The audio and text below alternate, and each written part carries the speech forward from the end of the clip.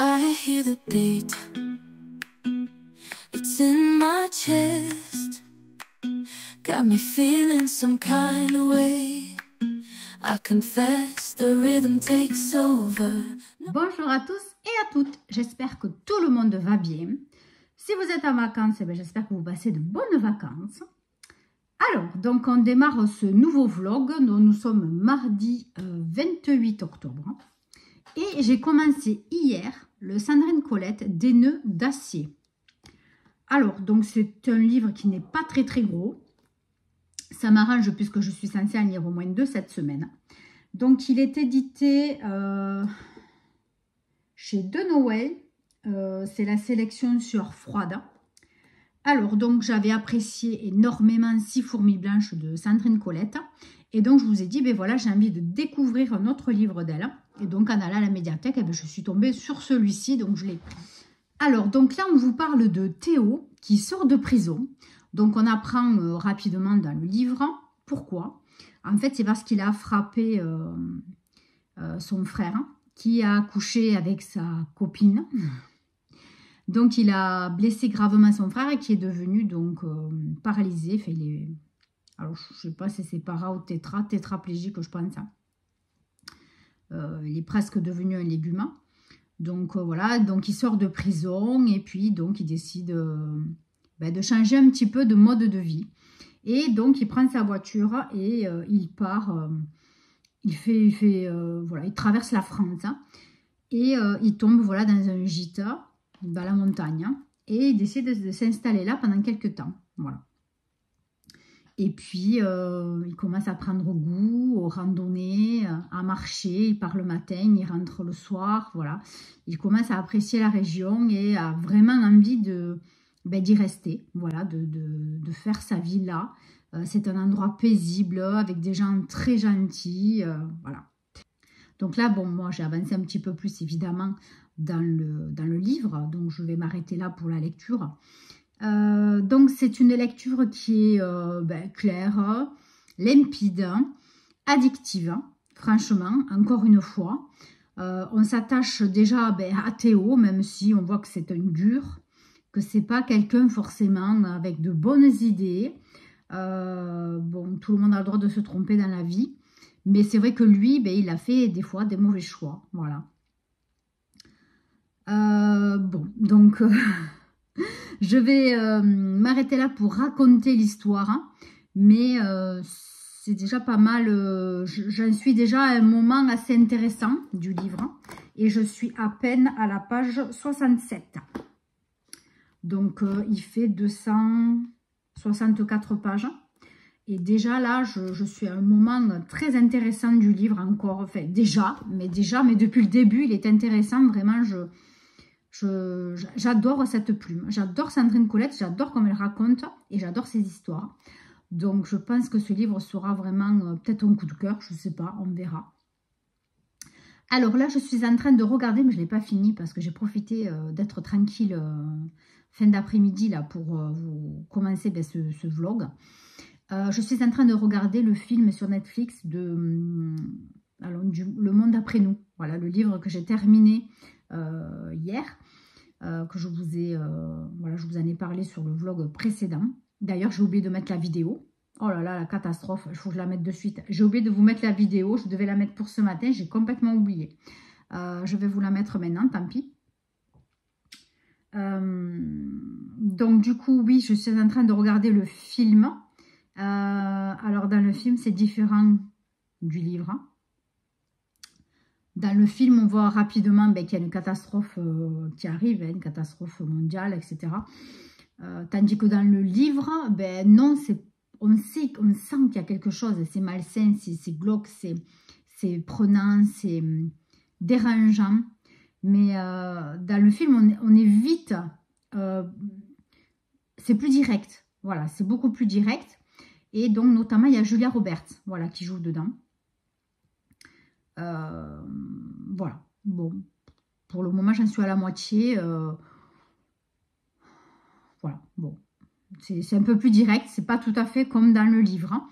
Je ne sais pas quelle est la version que je préfère pour l'instant. Je vous dirai quand j'aurai fini le bouquin. Oh, je vais y arriver.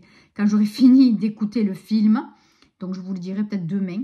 Et je vous dirai demain ce que j'ai pensé de ce bouquin. Parce que franchement, demain, j'aimerais bien le finir. Demain, je vais encore me prendre une petite... j'ai des courses à faire. Mais après l'après-midi, il faudrait que j'essaye de prendre un moment pour lire. Aujourd'hui, je n'ai pas lu. Je suis allée faire des courses avec ma belle-fille aujourd'hui. C'était cool parce qu'on était que toutes les deux aujourd'hui. Enfin, du moins ce matin, c'était très sympa. Voilà, nous sommes allés faire un peu les boutiques toutes les deux. C'était super. C'est une gentille jeune fille, donc je me suis régalée. Et cet après-midi, ben, je me suis mis à la confection des bijoux ben, pour le calendrier de l'Avent parce que je n'ai pas fini ce calendrier. Et il faut que je le mette en route ben, pour, normalement, c'est semaine prochaine. Voilà, début novembre, je voulais le sortir. Donc, je vais essayer de finir ça, mais il me manque encore des idées. Il me manque encore quelques idées. Donc, faut que je finisse ça cette semaine hein, aussi. Donc, j'ai très peu de temps, en fait. Très, très peu de temps. Les jours passent à une vitesse, même en congé, mais c'est incroyable. Je ne sais pas. Je n'arrive pas à comprendre où passent les minutes et les heures dans la journée. C'est complètement fou. Voilà. Donc, demain, ben, je vais essayer de me prendre une après-midi, au moins 2 heures shield tranquille, pour au pire finir ce bouquin demain. Voilà, parce que bon, pour aujourd'hui, je ne crois pas le finir, hein, ça m'étonnerait, je suis un peu trop gourmande, là, ça va faire un peu trop, 200 pages, là, ce soir, non, c'est pas possible. Donc, voilà, j'espère demain le finir, au moins début d'après-midi, pour pouvoir commencer demain soir. Demain soir, je ne sais pas si je commence Nuuk ou la dernière tempête. Je pense que je vais plutôt faire la dernière tempête.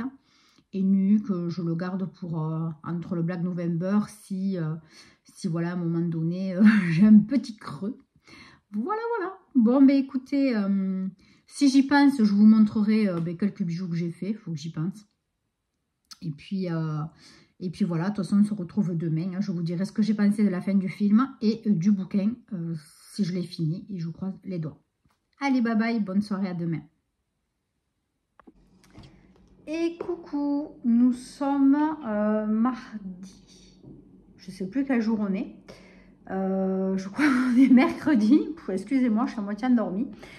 Donc mercredi 27, 28, 29 octobre. Hein. Alors, je viens de terminer des nœuds d'acier de Sandrine Colette. Hein. Quoi vous dire de ce bouquin? C'est intense, c'est dur.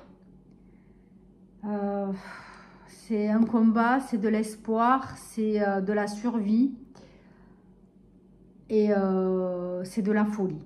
Voilà, tout simplement.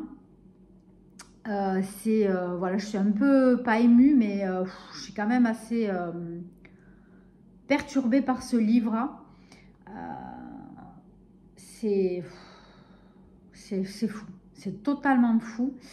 Et peut-être tellement vrai, peut-être, j'espère que non, mais voilà, cet homme qui sort de prison, qui essaye de refaire sa vie et qui est pris en captivité. Et voilà, il va vous raconter ce qui se passe, hein, ce qu'il subit et comment finit sa vie, voilà, à peu près. Je ne sais pas quoi vous dire de plus, franchement, c'est tellement prenant. Je viens juste de le terminer là. Et c'est bouleversant, vraiment, bouleversant. On peut dire que c'est un coup de cœur ce bouquin. C'est malheureux pour l'histoire. Hein. Très malheureux d'entendre des choses pareilles. Voilà, c'est incroyable, c'est fou. Donc ça me donne encore envie de lire d'autres livres de Sandrine Colette. Vraiment, j'insiste.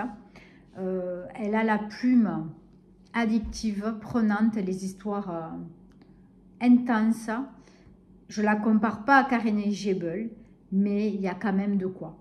Je trouve qu'il y a quand même de quoi, il y a quand même des ressemblances, même si chacune a son style.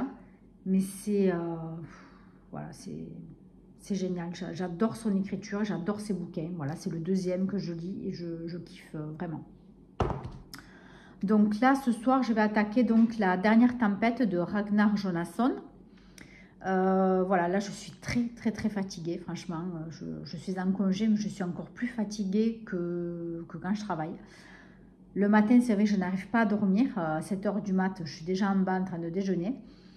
Mes journées sont longues, surtout au niveau charge mentale, c'est énorme. Et je suis fatiguée. Voilà, je reconnais que je suis très fatiguée. J'ai beau me reposer, mais c'est pareil. Hier soir, je veux dire, je me suis couchée, je crois que c'était 10 h moins le quart. Et je me suis réveillée quand mon mari est parti à 6 h 30. Et impossible de me rendormir, mais fatiguée. Voilà. Donc bon, mais écoutez, il faut prendre son mal en patience. Et il me faut reprendre rendez-vous chez l'ostéopathe parce que là, je sens que ça allait mieux. Mais là, de nouveau, c'est pas top. Donc voilà, il faut reprendre un rendez-vous chez l'ostéopathe pour peut-être ma semaine de reprise, donc la semaine prochaine.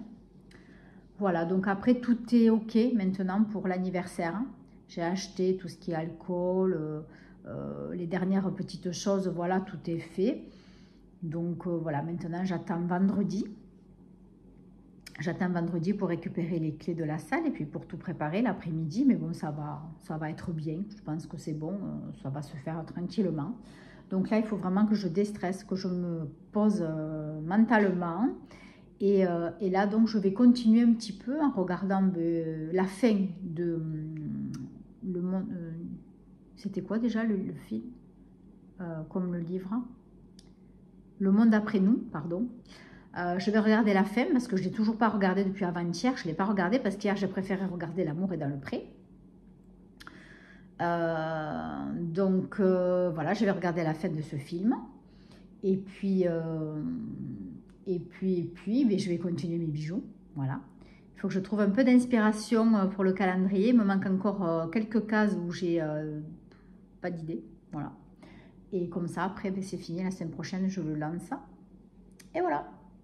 Bon, ben écoutez, je vous reprends demain pour vous dire où j'en suis de la dernière tempête. Déjà, si j'aime bien déjà d'entrer le dernier tome. Voilà, pour vous dire mon ressenti. Et puis voilà. Allez, sur ce, je vous laisse et je vous recommande vraiment ce bouquin. Mais il faut être un peu accroché, je vous le dis, il faut s'accrocher un petit peu quand même. C'est difficile à lire. Hein. Voilà, bye bye, à demain. Bonjour à tous et à toutes. Nous sommes donc jeudi 27, 28, 29 octobre. Alors, donc, hier, j'ai commencé la dernière tempête. Alors, je vais d'abord vous lire la 4e de couverture parce que il vous faut quand même comprendre la situation. Alors, la terrible tempête qui s'abat sur l'Islande aurait dû décourager les plus téméraires de s'aventurer à l'extérieur. Ils l'ont pourtant fait. Ce couple n'aurait jamais dû laisser entrer chez eux un inconnu. Il l'a pourtant fait.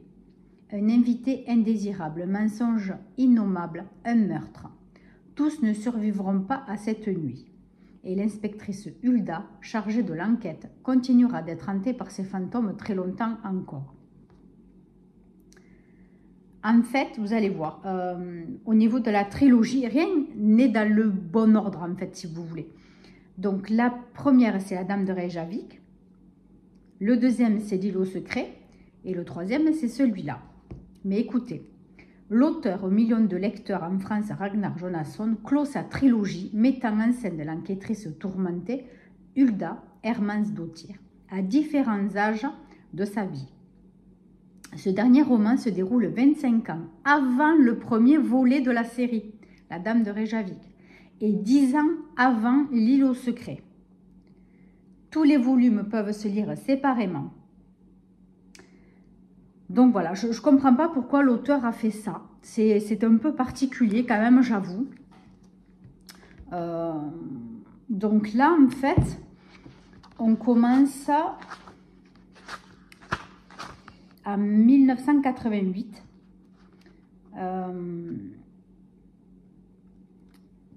Quand le drame chez elle est arrivé. Voilà. Et ensuite, on vous replonge 2 mois plus tôt, donc à Noël 87, avant le drame de chez elle. Et en même temps, on vous parle d'un couple d'un certain âge qui habite dans un endroit très très isolé en Islande. C'est en islandais, il me semble. Je ne dis pas de bêtises. Il me semble, oui, de toute façon. Dans une exploitation, voilà, c'est très très difficile de subvenir à leurs besoins, mais ils s'accrochent. Et ils ont leur fille qui habite une maison, c'est la seule maison avec la leur, proche du hameau, mais c'est très très loin quand même. Hein. C'est très très loin, à pied, c'est très très loin.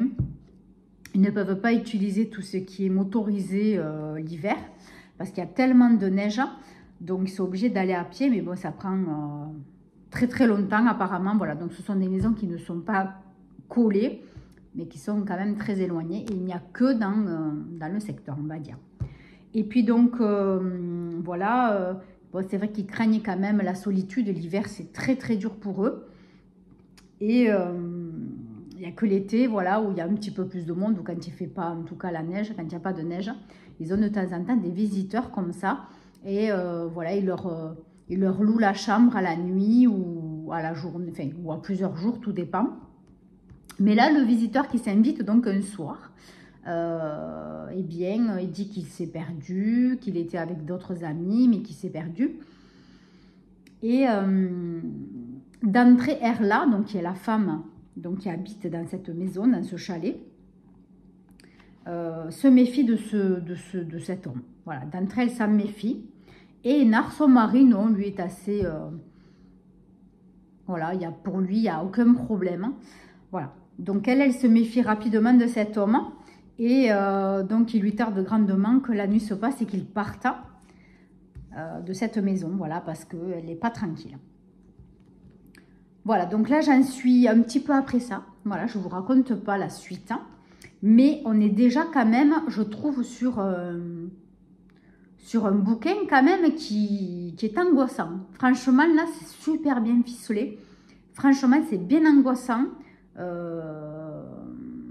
On est vraiment, voilà, ça noue un peu les tripes quand même. On ne sait pas si, enfin, on se doute qu'il va se passer un truc, mais voilà, je ne sais pas quoi encore. Hein, et on ne sait pas si c'est le visiteur qui va tuer quelqu'un, ou c'est les gens qui sont dans la maison qui vont le tuer. Enfin, j'en sais rien. Je dis ça, mais j'en sais rien. Mais franchement, on est vraiment dans un moment... ouais, ça prend les tripes un peu là. Moi, ça me... J'ai arrêté de lire d'ailleurs parce que bon, là, je vais encore travailler pour la boutique. J'ai travaillé tout ce matin pratiquement. Après, il m'a fallu aller faire des courses pour des choses que j'avais oubliées. Et donc, quand je suis rentrée, j'ai mangé vite fait un sandwich et j'ai continué à travailler en même temps. Et donc là, j'ai fini, c'était 15 h et je me suis posée une bonne heure. Voilà, pour bouquiner. Donc, j'ai avancé un peu, je suis à la page 100. Voilà. Et donc, il me reste 180 pages. Alors, en sachant que pour le Black November, ça commence demain. Donc, je vais continuer ce livre ce soir. Et je le lirai en quinconce avec celui du Black November. Donc, demain, je commence avec les 7 jours du Talion de Patrick Sénécal. Alors, j'avais lu un livre, un seul d'ailleurs, de Patrick Sénécal. Je ne sais plus comment ça s'appelait. Ça parlait d'un homme qui prend un jour un autostoppeur sur l'autoroute. Et en fait, il s'avère qu'ils se connaissaient jeunes. Donc, voilà, il va y avoir un petit jeu de manigance. Et c'était super bien ficelé. Je ne me rappelle plus. Il n'était pas très gros en plus. Hein. Je ne me rappelle plus le titre. Si je m'en rappelle, je vous le mettrai. Franchement, j'avais bien aimé. Voilà, donc du coup, les 7 jours du Talion, Patrick Sénécal, il n'est pas très très gros. Mais vu le contexte de mon planning de ce week-end, ça va être compliqué de lire à part lundi. Voilà, je pense que je pourrais vraiment m'y atteler que lundi prochain, du coup. Donc, voilà, je vais voir ce que je fais. Je lirai peut-être samedi. Hein, samedi soir, les jeunes restent entre eux pour la fête. Mais bon, voilà, moi j'aimerais bien rester tranquille à la maison. Voilà, que s'il faut y aller faire un tour ou quoi, s'il leur manque quelque chose, que je sois disponible. Voilà, donc du coup, c'est vrai que je ne vais pas pouvoir trop lire. Donc celui-ci, je le lirai quand je pourrai. Voilà, je vais le caser entre deux s'il faut. C'est pas grave, si je ne l'ai pas fini, je ne vais pas me prendre la tête. Hein. Je vais essayer de lire comme je peux, au train que je peux. En sachant que pour la deuxième, pour la semaine 2, on va dire entre parenthèses, parce que bon, la semaine là elle dure 3 jours, hein. C'est même pas une semaine, hein, c'est 3 jours pour le premier livre. Le prochain, c'est les enfants, ou l'enfant, je me trompe sans arrêt. L'enfant des cimetières, ça me plaît pas ce titre, hein, ça me va pas. J'aurais plutôt dit les enfants du cimetière, je ne sais rien, ça me va pas. Bon bref, du coup, j'avais prévu de lire celui-ci et de lire Les enfants du serpent de Karen Spitz. Mais vu que je risque d'être à la bourre pour celui-là, je ne pense pas pouvoir arriver à lire tout ça en même temps. Donc tant pis, on verra. Les enfants du serpent, je le mettrai peut-être dans la palle de la nuit du hasard pour l'année prochaine.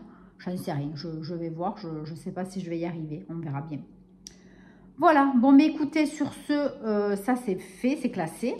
J'ai terminé de regarder hier Le Monde après nous sur Netflix. Alors, voilà, dans le film, on sait vraiment ce qui se passe. Voilà, vous avez des scènes, vous avez des trucs, c'est beaucoup plus clair que dans le livre. Mais la fin est aussi alambiquée. Voilà. Donc, pour ceux et celles qui l'ont vu ou lu, ben, dites-moi vous ce que vous en pensez en commentaire.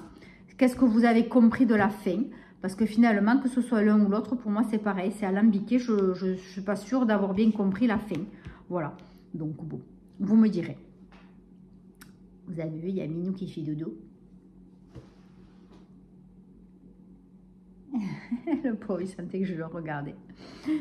Voilà. Bon, ben écoutez, sur ce, je vais encore trafiquer un petit peu. Il me reste la boîte cadeau à terminer. J'ai un petit truc à faire. Et après, demain matin, eh bien, je charge la voiture de à peu près tout ce que j'ai besoin. En tout cas, pour décorer la salle. Et le reste, je le ramènerai en fin d'après-midi pour tout ce qui est boissons à mettre au frais. Voilà, quelques nourritures. Voilà, des choses, voilà, pour pas trop perdre de temps pour samedi matin. Pour pas avoir trop de choses à faire pour le samedi matin. Voilà.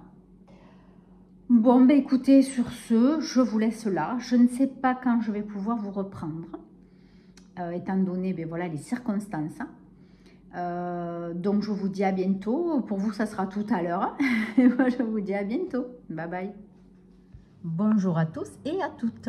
Nous sommes dimanche 2 novembre. Donc là, on est fin d'après-midi. C'est presque 18 h. Il fait presque nuit. Ça y est. On arrive dans l'hiver.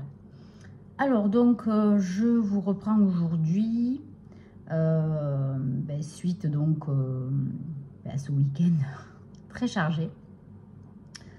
Donc voilà, vendredi après-midi, nous avons préparé la salle. Et donc samedi, nous avons fêté l'anniversaire de mon fils. Ça s'est très bien passé. C'était super. Le soir, il a continué lui avec ses copains. Ça s'est très bien passé. Ils ont été vraiment très raisonnables. Donc c'était très bien. Et ce matin, nous sommes allés donc nettoyer la salle. Et voilà, tout ranger. Voilà, j'ai encore un peu de bazar. Non, vous voyez pas, mais bon, tant mieux. J'ai encore un petit peu de bazar là à ranger, mais ça va, franchement. Je le ferai tout à l'heure ou demain matin. Demain, je ne travaille pas, justement. Je vais pouvoir un peu me reposer parce que je suis épuisée.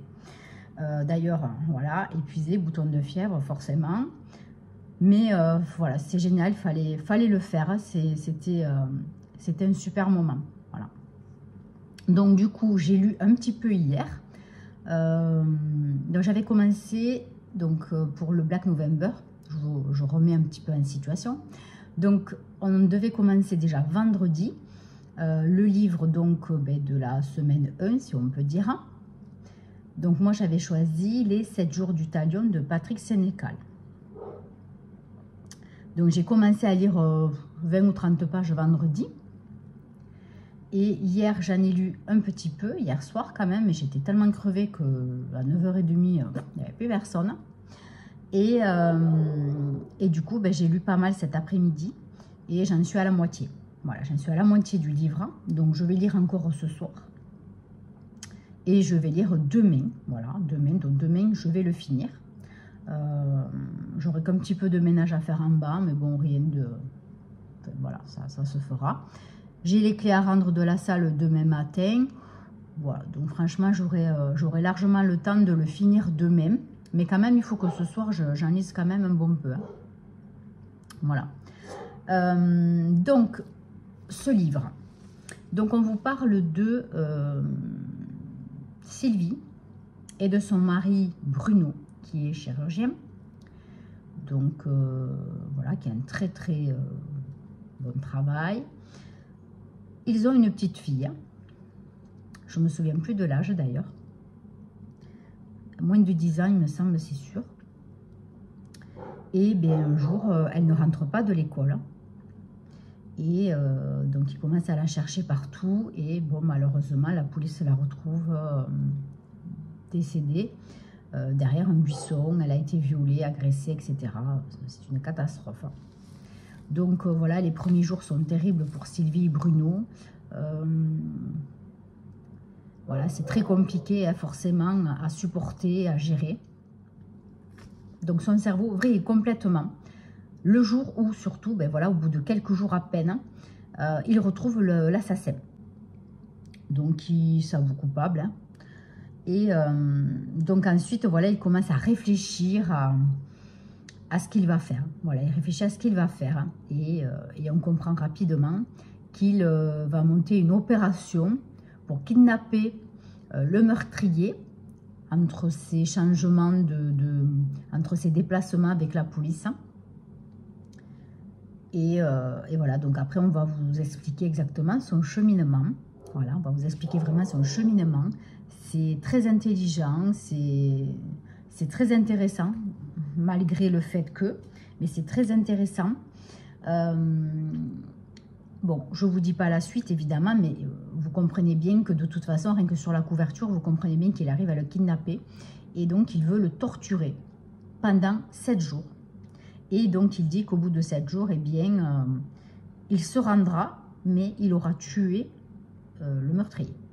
Voilà. Il s'en fout des conséquences, mais c'est ce qu'il veut faire. Voilà. Donc là, je ne vous raconte pas la suite, évidemment. Moi, j'en suis à la moitié. Bon, c'est pas trash, pas trop trash. Il n'y a que quelques petits moments où, ouais, faut rester un petit peu accroché, quoi. Mais pour l'instant, bon, pour moi, ça reste raisonnable par rapport à ce que j'ai déjà pu lire, comme du Karen Gebel. Qu'est-ce que c'est aussi qui a été trash, je sais plus, j'en ai lu un qui avait été quand même assez trash. Ben, du Cédric Cyr, par exemple. Donc, c'est moins trash, voilà. Mais voilà, on voit quand même qu'il y a des scènes violentes. Donc, celles qui sont un petit peu sensibles, voilà, ça ne dure vraiment pas longtemps. Et voilà, c'est surtout les réflexions et le cheminement de l'histoire, pour l'instant, voilà, qui est important. Pour le moment, franchement, je passe un très bon moment, hein, voilà, enfin, très bon moment, façon de parler, mais c'est une lecture, voilà, addictive, je trouve, qui est intéressante. J'ai pas eu envie spécialement de scroller sur les réseaux en lisant cet après-midi. Je voulais dormir, bon, me reposer, faire une petite sieste, mais j'ai pas réussi. Mais franchement, ça a été. C'est Tiger qui s'amuse avec une petite caissette en carton. Je me demandais qu'est-ce que c'était. Ça, c'est son jeu préféré, les cartons. Voilà. Donc, je suis contente de ma lecture pour l'instant. Alors oui, certes, je vais le finir demain, mais parce que je ne peux pas faire autrement. Je n'arrive pas à lire vite, hein, c'est clair. Franchement, je reconnais que j'ai un débit quand même assez lent de lecture. Je ne sais pas si c'était comme ça avant, mais c'est vrai que ça fait plusieurs fois que je le dis d'ailleurs. Hein. Bon, après, c'est comme ça, j'arrive pas à lire vite, hein, je n'y arrive pas. J'essaye sur une page ou deux, mais après, je n'arrive pas à tenir, en fait, parce que ça me demande trop de concentration. Oh! Tu peux faire moins de bruit, s'il te plaît? Il s'arrête et tout.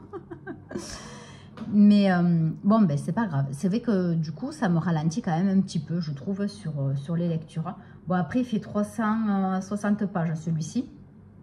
J'avais cherché désespérément un livre assez court, mais je tombais toujours à peu près dans le même nombre de pages, ou plus, voire plus. Donc bon, tant pis. Donc voilà, je vais mordiller un petit peu sur la semaine qui arrive. Mais la semaine prochaine, je dois lire L'enfant des cimetières. de Cédric Cyr. Je crois qu'il fait pas tout à fait 300 pages. Donc si j'arrive après à lire le deuxième bouquin, on verra ça. Je ne veux pas faire ma gourmande, mais on verra.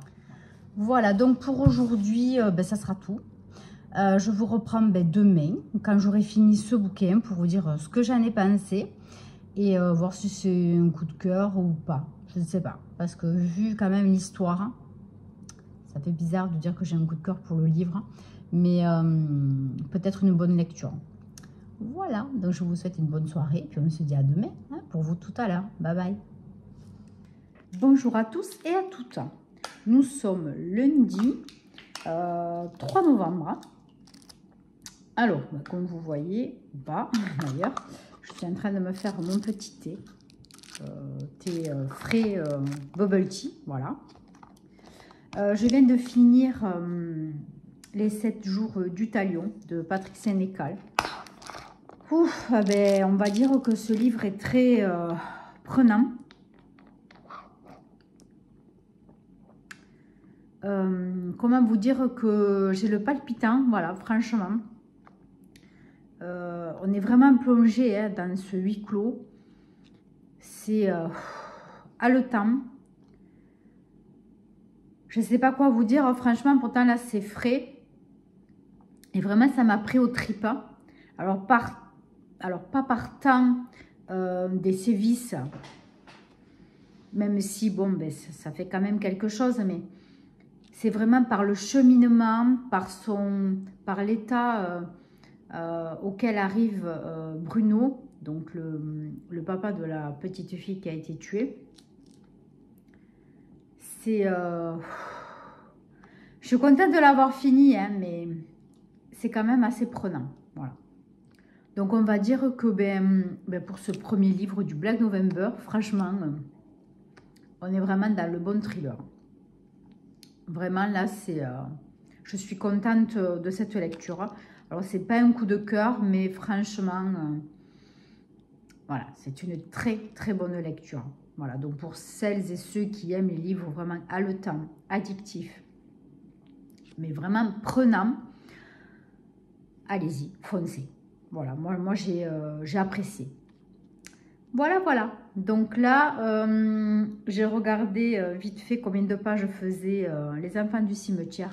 Donc il en fait 300. Donc ça va. C'est sûr que je l'aurai fini dans la semaine. Et si je peux, j'attaquerai comme celui que je vous ai dit, Les Enfants du Serpent de Clarence Pitts. Et entre-temps, si je peux aussi, finir La Dernière Tempête de Ragnar Jonasson. Voilà. Donc écoutez, ce vlog s'arrête ici. Je vous reprends, écoutez, dès que je vous avance un petit peu des Enfants du Cimetière. Donc ça, ce sera sur le prochain vlog. Et voilà, donc je vous dirai ça rapidement, voir si j'apprécie. Donc Les Enfants du Cimetière fait partie, donc est le tome 1 des enquêtes de Vauvert. Donc qui est l'inspecteur Vauvert, je crois que c'est un inspecteur. Voilà, donc ça c'est c'est le tome 1. Voilà, donc c'est pour ça que j'attaque les Cédric Cyr du début de nouveau. Parce que, pas de nouveau, mais j'attaque du début parce que j'avais commencé un petit peu n'importe comment. Et voilà, donc ça me tenait à cœur de commencer par le début. Sur ce, je vous embrasse très très fort. N'hésitez pas, abonnez-vous, likez, partagez, faites ce que bon vous semble. En tout cas, nous on se retrouve très bientôt pour un nouveau vlog. Bye bye!